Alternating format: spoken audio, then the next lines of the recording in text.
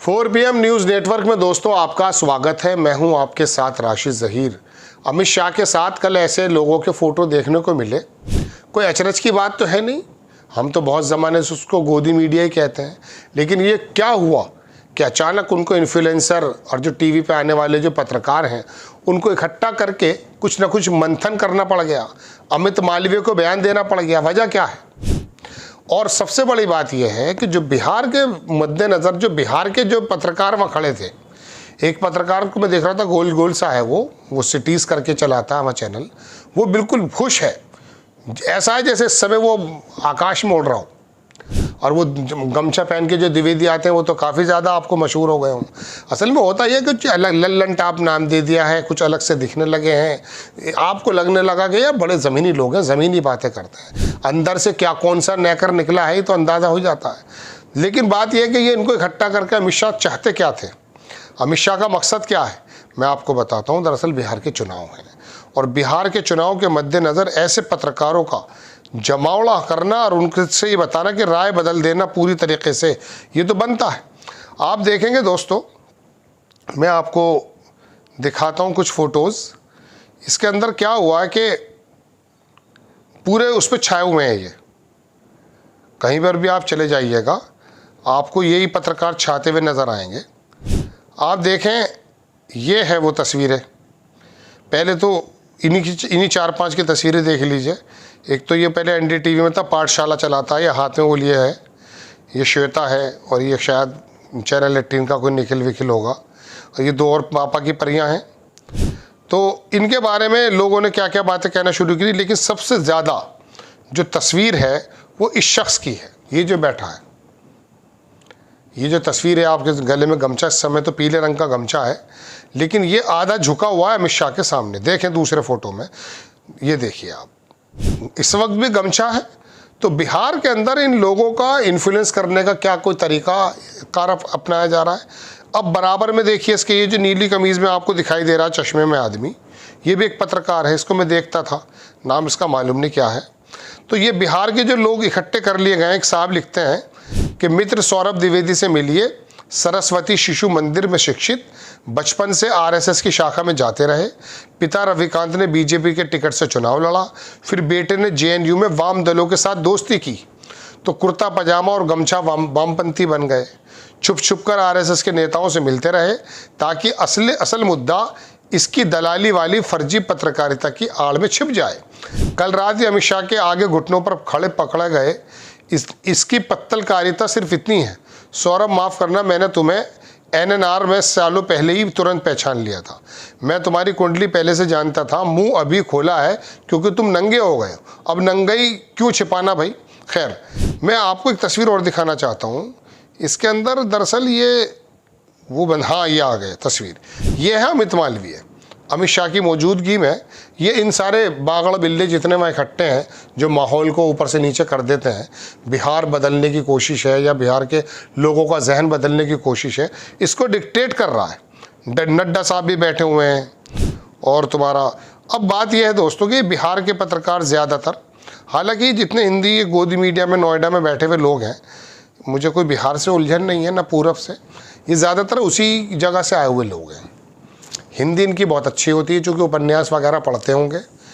जाहिर सी बात है, लाइट तो वहाँ ज़्यादा आती नहीं थी उस ज़माने में, आती तो पश्चिम में भी नहीं थी, लेकिन वहाँ नहीं आती थी। अब सोच के लिए उड़ जाना पड़ता होगा। अखबार, सत्य कथा, ये पढ़ करके इन लोगों का जो है दिमाग बना है।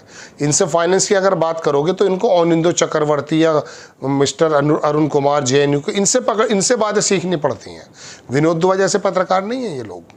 बात यह कि इनकी हिंदी अच्छी है, बाकी हाँ राजनीतिक स्तर पर, जो कि वहाँ की राजनीति भी बड़ी ज़बरदस्त रही है, तो इनके मुंह पर रटे हुए हैं नेताओं के नाम, तो इससे इनको ये लगता है कि हम बड़े काबिल आदमी हो गए।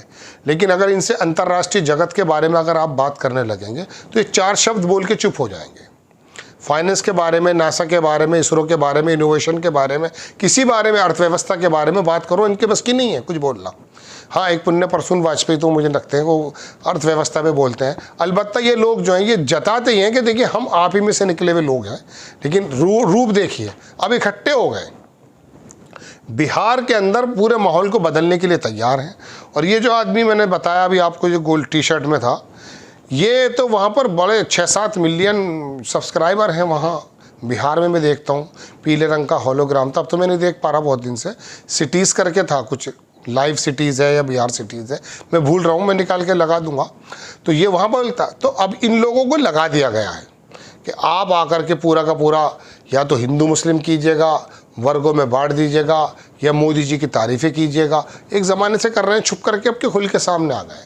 और समझा कौन रहा है? अमित मालवीय।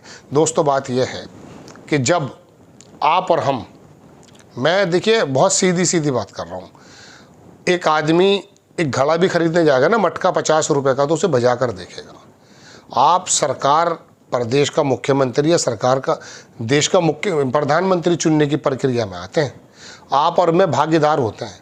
उस समय हमारे दिमाग में ये भेजे की जगह दूसरी चीज़ क्यों भर जाती है? जब हम 50 रुपये का मटका खरीदने में भी खूब ठोक बजाते हैं, तो ये कोई रिश्तेदार है राहुल गांधी वगैरह? नहीं, सर्विस प्रोवाइडर हैं। विनोद दुआ यही कहा करते थे कि ये सरकारें माई बाप नहीं होती हैं। बल्कि मोदी जी ने तो बिल्कुल बहुत शानदार शब्द का इस्तेमाल किया था कि भाई मैं आपका प्रधान सेवक हूँ। बहुत अच्छी बात है। तो ये तो सेवक हैं, पैसे भी लेते हैं ये। अब इनकी अगर सर्विस ठीक नहीं है तो इन्हें बदलने का पूरा अधिकार आपके पास है, लेकिन आप खुद ही इनके रंग में रंग जाते हैं। हम में से एक बड़ा रंग जो, एक बड़ा वर्ग जो है, इसी के रंग में रंग जाता है। पत्रकार बांट लिए गए हैं।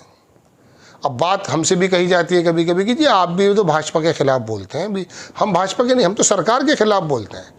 हमने दिग्विजय सिंह को नहीं छोड़ा, कमलनाथ को नहीं छोड़ा, अशोक गहलोत को नहीं छोड़ा।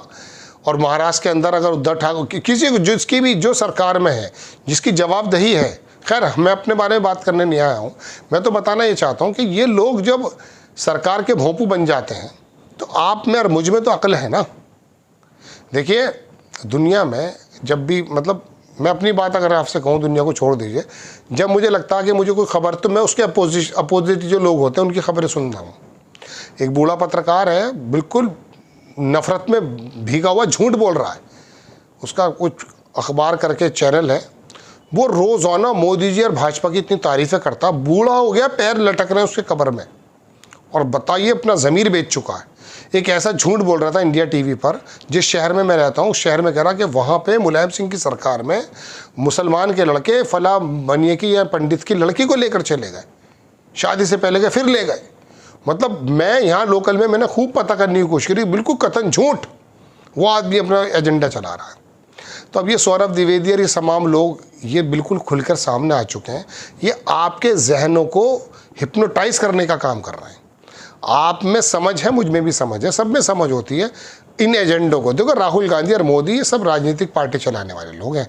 नीतीश हो या वहाँ पर लालू प्रसाद का लड़का हो, हमें तो सिर्फ ये देखना हमारे लिए सर्विस प्रोवाइडर बेहतर कौन सा है, कौन शानदार हमें सरकार दे सकता है, हमारा जीवन कौन बेहतर बना सकता है। वरना ये जो लोग टूल्स इकट्ठे किए जा रहे हैं, अभी मोदी जी ने 2024 के इलेक्शन से पहले दिल्ली में इकट्ठे किए थे, कई सौ लोग पहुंच गए थे। कई सारों को तो मैं भी नहीं जानता था, मतलब बहुत सारे लोग, उनके मिलियंस हैं। अब वो खरीदे हुए हैं या नहीं हम नहीं जानते, व्यूज़ उनके इतने नहीं आते, लेकिन चल रहे हैं वो लोग। तो आपको समझने की ज़रूरत है, ये वाली फ़ौज भी इकट्ठी हो रही है। आपको खबर कैसी लगी अपनी राय कमेंट्स बॉक्स में ज़रूर दीजिए। चैनल को सब्सक्राइब कीजिए, शेयर कीजिए। नेक्स्ट टाइम मैं किसी खबर के साथ हाजिर होता हूँ। जय हिंद।